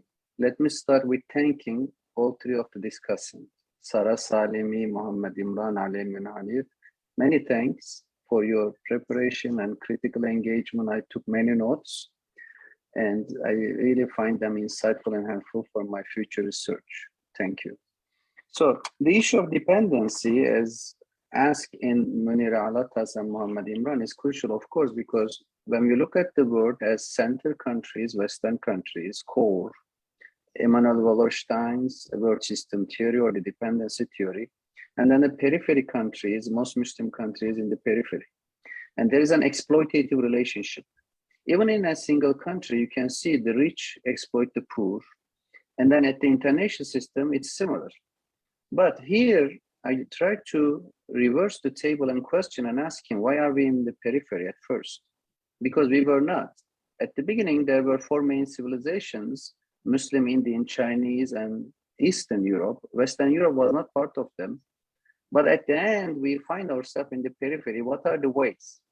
First of all, there are South Korea and some other countries showing us the possibility to move from periphery to center.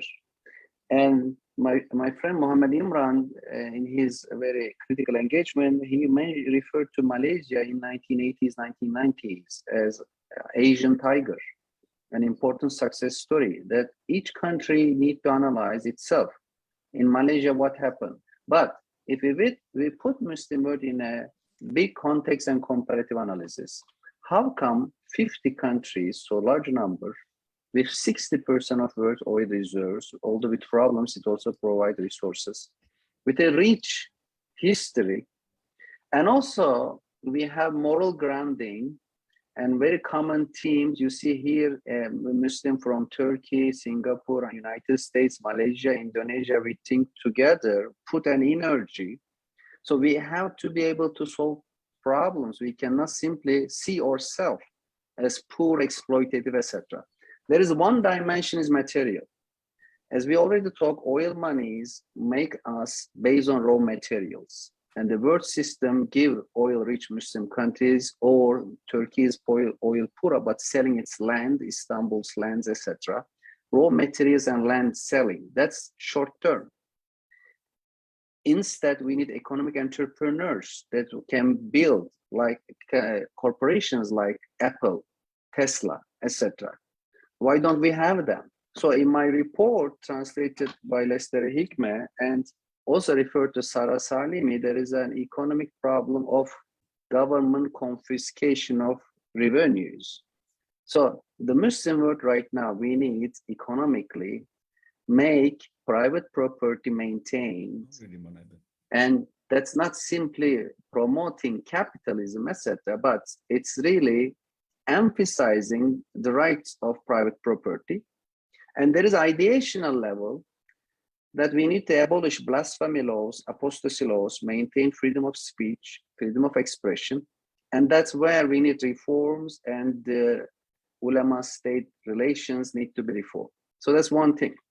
And very quickly, yes, I agree that liberal democracy is the key goal. Electoral democracy, everywhere it has problems. And instead of an absolute separation between religion and state, I would definitely open to idea, because my first book on secularism in 2009 was comparing Turkey, France, and United States. And I was criticizing France and all Turkey to be too much separationist, aggressively secularist. And American way seems to be more moderation and middle ground. Therefore, in ulama-state relations, there may be multiple models. So then, regarding the discussion of Ali Munhanif, it's very nice that he puts it in the global context. It's not in the Muslim world per se, but in India now, what Modi is trying to build with BJP, a Hindu state alliance. Even in Russia, after communist atheism, now Putin is establishing an alliance with the Greek Orthodox Church, sorry, Russian Orthodox Church. And the patriarch gave blessings for Ukraine operation. It showed that this clergy-state alliance is a global problem, not only for the Muslim world per se. And he mentioned the Islamic State utopianism and asked about Saudi Arabia and MBS. This is very interesting because until now, Saudi Arabia has been seen as an importer of Salafism and Islamic idea state. I recently watched a long interview, 1-hour interview of Mohammed bin Salman, Crown Prince, saying that I need to remove certain restrictions and rigid ideas in order to bring tourists, in order to bring economic inventors. So even Saudi Arabia, with 20% of world oil reserves, see the economic challenges and need the reform. And then last but not least, I want to say a few things about Sara Salimi's point about today, how relevant the idea. Two things I want to mention. First of all, she mentioned the importance of tolerating and respecting non-Muslims' rights in Muslim majority countries.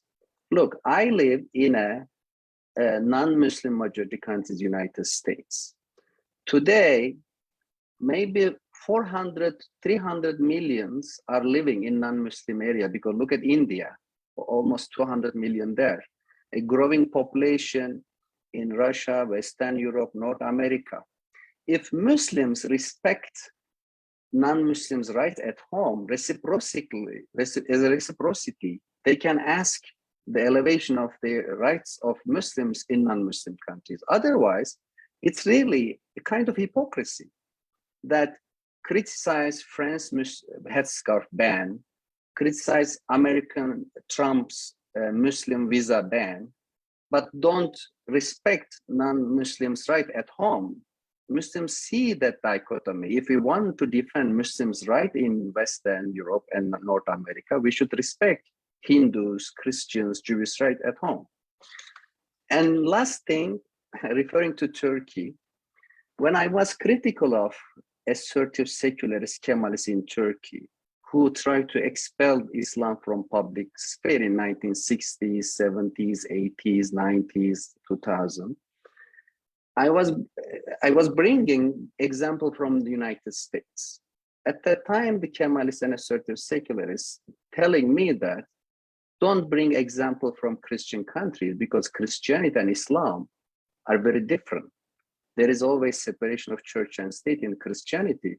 There is never separation in Islam. Therefore, Islam is dangerous, need to be taken under certain level of control. That's where I started to begin to challenge this idea that there is no separation of religion and state in Islam. It was a response to critique of Islam. It was a response to secularists. But today I see myself being challenged by Islamists. They say, no, there is no separation in Islam. So therefore, interestingly, Islamists and Islamophobes are on the same page. Both Islamists and Islamophobes think that there is no separation of religion and state. There is no democracy. Islam doesn't give full citizenship to non-Muslims. So we should ask Islamists, why are they on the same page with Islam haters? That's the question. So I took too much time and I'm grateful for this discussion. Thank you.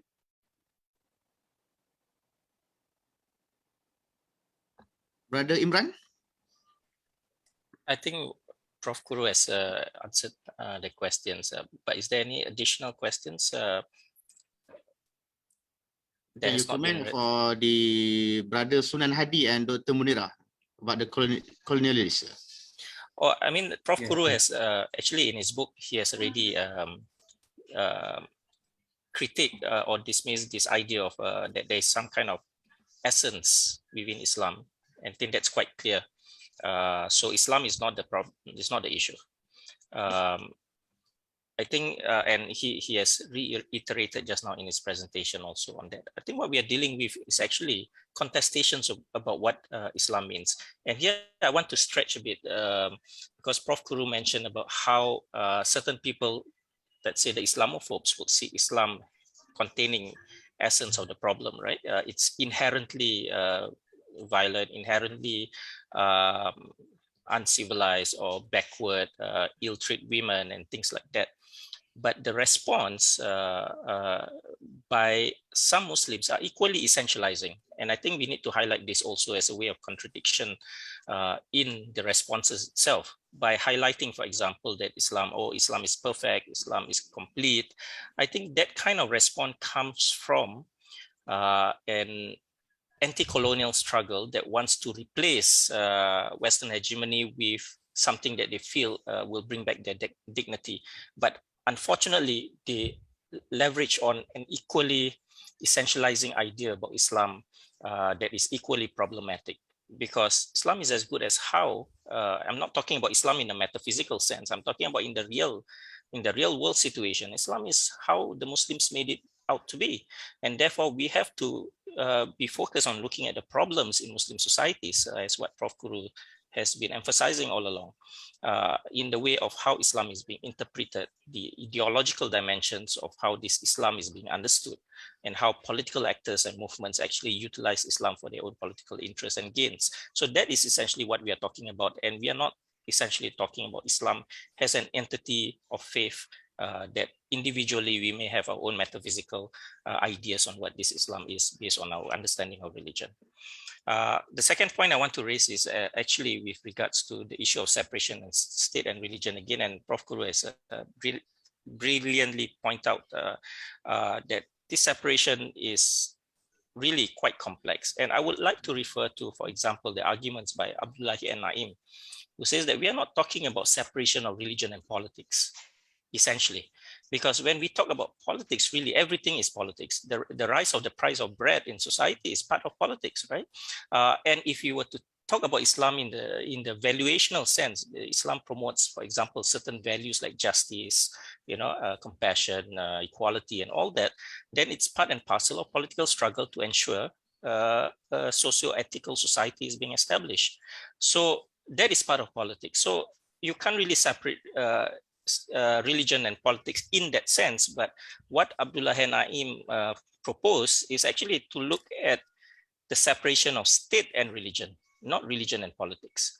And then we would see clearer what exactly we are talking about when we are saying that the state should not be coercing and trampling upon the rights of individuals, whether they're Muslims or non-Muslims, to profess religion in the way they deem is suitable to their own conscience. And at this stage, maybe it's useful to introduce the work of Alfred Stepan, which maybe Prof. Kuru is familiar with, where instead of using the term secularism, sometimes the term itself has a taboo in the Muslim world, because they see this as something Western. But essentially, when it goes down to the very basic of it, Alfred Stepan proposed using the term twin toleration. In a healthy democracy, it requires religious authorities to actually grant authority to elected officials, and for elected officials to respect the freedom of religion and allow democratic participation of religious people in the civil and political society. That is essentially what a healthy democracy should look like. Forget about the term secularism, because some people have a very different view of what it means, and it will not cut eyes with many Muslim societies. But let's look at the reality and the essence that we are talking about of what we want to achieve in terms of separation of state and religion. Prof. Kuru, can you comment the question from Malaysia from Brother Anas Mahmud? Yes, what's the question? Pertaining to the question of authority. Do Muslims need to deconstruct, scrutinize, and deconstruct all the normative values, tawhid, faith, tasawwuf, related what have been understood today in many Muslim majority countries, including the investment of interfaith dialogue up to the acknowledgement of other faiths? Thank you. So regarding Mohamed Imran's, I want to start with that. Yes, in fact, Alfred Stepan and I co-edited a volume on Turkey. I really missed him. He passed away a few years ago, and his concept was very important to intolerations. Regarding the question, I just want to emphasize that there is a reference to tasawwuf. And ulama, of course, is not the only main actor. In many Muslim countries, like Turkey, Arab countries, etc., there are tasawwuf or tariqas or Sufi lodges and orders. For example, Naqshbandis and Qadiris are very influential in many parts of the Muslim world. I was expecting the Sufis for a very long time to provide a more tolerant and nuanced understanding of Islam with mystic dimension, because individually I have very deep respect to Sufism. But as an organized group, tariqas in many Muslim majority countries have been too much politicized. And in Turkey now, they are a major supporter of Tayyip Erdogan blindly, without any criticism. Whatever Erdogan does, many Sufi tariqas just follow and ask their murid to vote. In Pakistan, many Sufi tariqas support the blasphemy law and punishments, etc. So therefore, instead of bringing us more spiritual, more mystical understanding of Islam, unfortunately, organized Sufism today is very politicized, and therefore, with hierarchical notions, they are promoting some level of authoritarianism rather than bringing solutions to our problems. That's how I am disappointed by organized Sufism. Are there other questions? This a question from Brother Dylan, is specific to Islam in Malaysia, about the aurat, the woman. So I hope Sara can comment for this, specific to Malaysia. Thanks, Rashidi. So I got the chance to read the question just now. So basically the question was trying to address how the scholars and teachers in Malaysia who worship Islam are just so pressuring on policing women for aurats and gaslighting the youngster with great names only when they actually follow Islam perfectly, like how it was taught in Islam. So in the interest of time, I'm going to make this quick and short and sweet. But the question of supremacy and homophobia, sexism, as well as this force for women to wear hijab, yes, it is, for me, I had opinions that it came from a misinterpretations of how da'wah in Islam is supposed to take place, but it also extends to fit into the cultural factor of our society, which is the patriarchal and the power dynamic of a misplaced responsibilities in order to police personal choice of a person or an individual. And some other time they permit matters that work for them, like child marriage, for example. So it is this, for me, like Prof. Kuru mentioned in this book, we cannot fully blame on the westernizations or fully blame on Islamic teachings, but it extends into the social and cultural factors where patriarchal and power dynamic that influence this practice or actions or policing from the Islamic authority to pressure this for the state to interpret or to exercise their power over other people. So I believe there's a wider factors that plays into it. I slightly incline into the patriarchal and the power dynamic that this is trying to implement towards marginalized groups. So yeah, but this whole misinterpretations of Islam somehow fit into this cultural notions of this practice. I hope that somehow. Yeah, thank you. So already is 1 p.m. We are out of time. So I hope this is the last question that Prof. Kuru and Dr. Ali Munhanif can comment from Brother Andrew Koo. I believe what we are talking about is whether Islam provide an enabling and conducive environment for freedom of thought and belief, not constrained by a sense of orthodoxy and rigidity. Reformation in the West was a rejection of the strictures and constraint of thought and practice based on a rigid and ritualistic interpretation of Christianity, beholden to tradition and religious technocrat. Can Islam break free of this? Prof. Kuru and Dr. Ali Munhanif. Thank you. I will be very brief because we ran out of time. Everyone is waiting. Let me conclude by thanking to all the organizers and Minister Abdullah and all the discussants and you as the main organizer, Rashidi. I just want to say that combining this question with a question about reformation, I want to emphasize the importance of grassroots reformation. For the young people and others, instead of waiting a top-down state reformation, instead of politicians leading them in with government policies, we really need start at the individual level, and then as society level with ideas and practices. And at this point right now, there are real opportunities like these internet gatherings, and Minister Abdullah also emphasized the importance of networking. And really globalization at this point may help Muslim societies to reach different levels of grassroots reformation with intellectual engagements. And at this point, my critique of ulama is really asking every Muslim take the responsibility.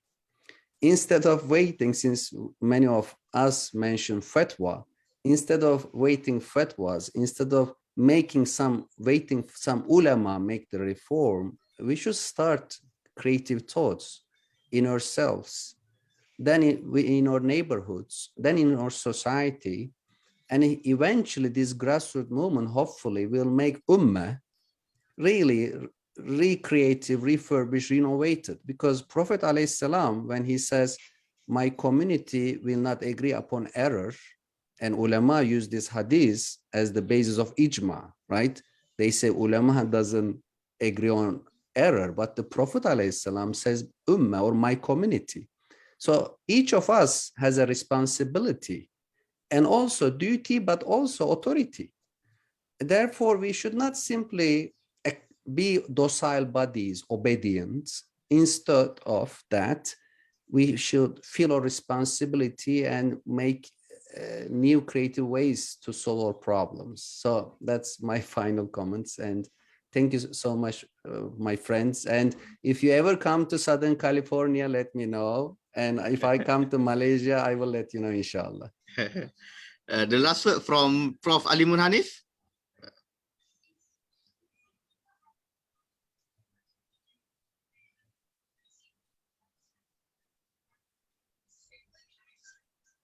Just a brief response to the questions regarding the